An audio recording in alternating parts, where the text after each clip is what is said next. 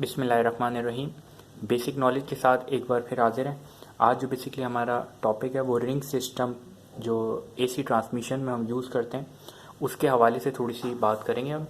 तो ring system basically जो होता है उसको अगर मैं आसान अल्फाज में बताने की कोशिश करूँ आपको, यानी कि बहुत सारी जनरेशन है। यानी कि अब यहाँ पे हम अगर ये जो ड्राइंग को अगर हम कंसीडर करते हुए थोड़ा समझने की कोशिश करें, मेरे पास जनरेशन है मुख्तलिफ।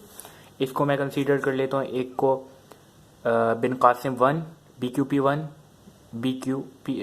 BQP1, और ये तपाल आ गया, ये एंग्रो आ गया, एंग्रो कोल आ गया, और ये इसी तरीके से ये आप कह सकते हैं कैनप आ गया।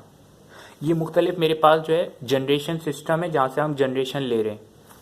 और ये सिस्टम जो है इस तरीके से रिंग की फॉर्म में बना हुआ है कि अगर मैं इस सिस्टम को आइसोलेट भी कर दूं तो ये मेरा पूरा सिस्टम जो है ये चलता रहेगा और मुझे कुछ जनरेशन में कुछ इशू नहीं आएगा।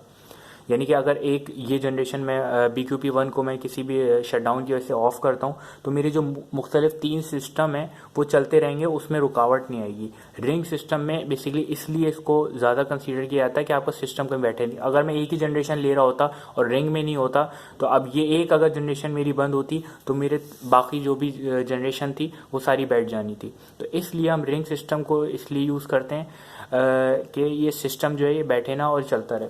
अब इससे कुछ फ़ायदा, ये तो आपकी हो गई रिंग सिस्टम ट्रांसमिशन में, क्या ट्रांसमिशन में सारे कनेक्ट होते हैं और ये आपस में सिंक होते हैं। अगर मैं इसको हटाना चाहूँ तो इसको हटा दूंगा, कोई फ़र्क नहीं पड़ेगा, सिस्टम पूरा चलता रहेगा। और जब मैं इसको सिंक करना चाह रहा हूँ यानी कि इसको लगाना चाह रहा हूँ, यानी कि फॉर एग्जाम्पल ये मैंने शटडाउन लिया होता है इस जनरेशन का, ये आ गई तपाल की मैंने जनरेशन का शटडाउन लिया हुआ था। अब इसको जब मैं सिंक करूंगा तो वो सिंक का एक अलग प्रोसीजर है। इसको मैं स्टार्टअप करने के बाद इसके वोल्टेजेस और इसकी फ्रीक्वेंसी और इसकी साइन है, इसका जो वोल्टेज फेज एंगल होता है, ये 3 चीज़ों सेम होंगी। उसके बाद ये इसके साथ सिंक हो जाएगा, सिस्टम ये सिंक हो जाएगा और ये सिंक में चलना शुरू हो जाएगा। ये तो आपका हो गया AC ट्रांसमिशन में।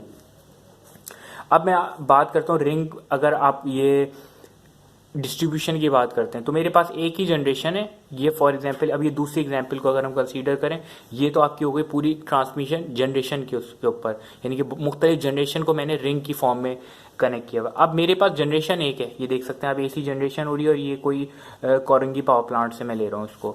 यहाँ से मेरे पास जनरेशन हो रही है और ये मुख्तलिफ सब स्टेशन के पास डिवाइड हो रही है। तो ये बेसिकली डिस्ट्रीब्यूशन, मोस्टली जो रिंग सिस्टम है वो डिस्ट्रीब्यूशन में बहुत ज़्यादा यूज़ होता है, ट्रांसमिशन में भी यूज़ होता है, मगर इसकी अफादियत जो है डिस्ट्रीब्यूशन में ज़्यादा होती है, डिस्ट्रीब्यूशन में इसको ज़्यादा यूज़ किया जाता है। अब होता ये मेरे पास जनरेशन एक है या 2 है, फॉर एग्जाम्पल एक, अब यहाँ पे इस डायग्राम में एक कंसीडर की हुई है। अब मैं मुख्तलिफ सब स्टेशन में ना रिंग की फॉर्म में सप्लाई कर रहा हूँ। यहाँ जनरेशन हो रही है, ये इससे भी मिल रही है, ये इधर भी जाकर होकर इसकी, यानी कि पूरी रिंग की फॉर्म में अगर यहाँ से कोई ख़राब हो जाता है तार, यानी कि कोई transmission line distribution line damage भी हो जाती है तो इसके थ्रू इसको सिस्टम को मिलता रहेगा। यानी कि अगर यहाँ से बाईपास करके मैं यहाँ से देना चाहूँ तो दे सकता हूँ, अगर ये वाली लाइन ख़राब हो गई तो इसको यहाँ से सप्लाई में दे सकता हूँ। तो रिंग को बेसिकली डिस्ट्रीब्यूशन में भी यूज़ किया जाता है। अब इसमें होता ये क्या है, मतलब हम कंबाइन कर सकते हैं। इसमें सबसे बेनिफिट ये होता है कि हम मुख्तलिफ सब स्टेशन को रिंग फॉर्म में, रिंग में अगर हम कनेक्ट करेंगे तो मुख्तलिफ सब स्टेशन को एक साथ जोड़ सकते हैं। और ये एफिशिएंट है ट्रांसमिशन के, मतलब स्टेबिलिटी रहती है कि, यानी कि अब जैसे स्टेबिलिटी कैसे रहती है कि एक अगर मतलब हमारी ट्रांसमिशन लाइन डैमेज हो जाती है डिस्ट्रीब्यूशन लाइन, तो हम दूसरी रिंग की फॉर्म में जो हमारे पास कनेक्ट है उसको यूज़ कर सकते हैं। तो स्टेबिलिटी है इसमें, फॉल्ट इसमें कम होते हैं, यानी कि फॉल्ट की डायग्नोजिंग तो आसान है, मगर फॉल्ट जो अगर हो भी जाए तो रेक्टिफिकेशन, मतलब आप उसको जल्दी रिकवर कर सकते हैं, उसका डाउन टाइम जो है कम से कम हो जाता है। मोस्टली जो हम ये जो ट्रांसमिशन, ये जो डिस्ट्रीब्यूशन जनरेशन है ये पीक आवर्स में यूज़ करते हैं हम, यानी कि जो ट्रांसमिशन जो जनरेशन से हो रही होती है रिंग फॉर्म में वो पीक आवर्स में हम मोस्टली यूज़ कर रहे होते हैं। इन जो कनेक्टेड हमारे पास पावर प्लांट्स होते हैं उनको रिंग की फॉर्म में लगे होते हैं, उनको पीक आवर्स में हम यूज़ करते हैं। पीक आवर की मैं ऑलरेडी वीडियो बना चुका हूँ।